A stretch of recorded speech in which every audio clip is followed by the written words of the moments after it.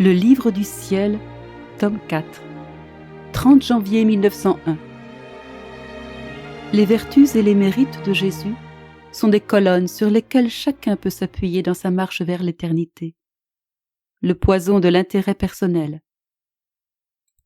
Ce matin, quand il est venu, Jésus béni m'a transporté hors de mon corps, au milieu de beaucoup de personnes de conditions diverses, prêtres, moines, laïcs. En poussant un grand gémissement, il a dit « Ma fille, comme un poison, l'intérêt personnel est entré dans tous les cœurs, et comme des éponges, les cœurs sont restés imprégnés de ce poison. Ce poison pestiféré a pénétré dans les monastères, chez les prêtres et chez les laïcs. Ma fille, devant ce poison, les vertus les plus sublimes tombent et éclatent comme une vitre fragile. » Pendant qu'il disait cela, il pleurait amèrement.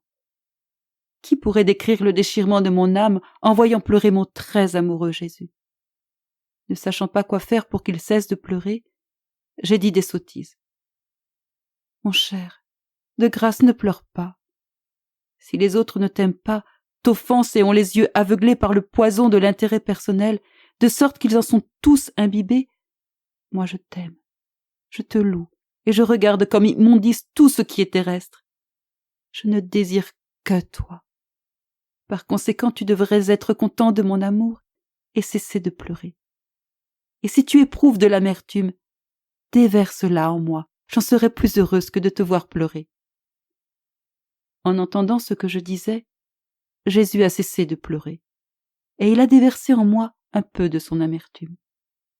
Ensuite, il m'a fait participer aux souffrances de la croix. Puis il a dit « Les vertus et les mérites que j'ai acquis pour l'homme durant ma passion sont autant de colonnes sur lesquelles chacun peut s'appuyer dans sa marche vers l'éternité. Mais en fuyant ces colonnes, l'homme ingrat s'appuie sur la fange et marche sur le chemin de la perdition. » Ensuite il disparut, et je suis revenue dans mon corps.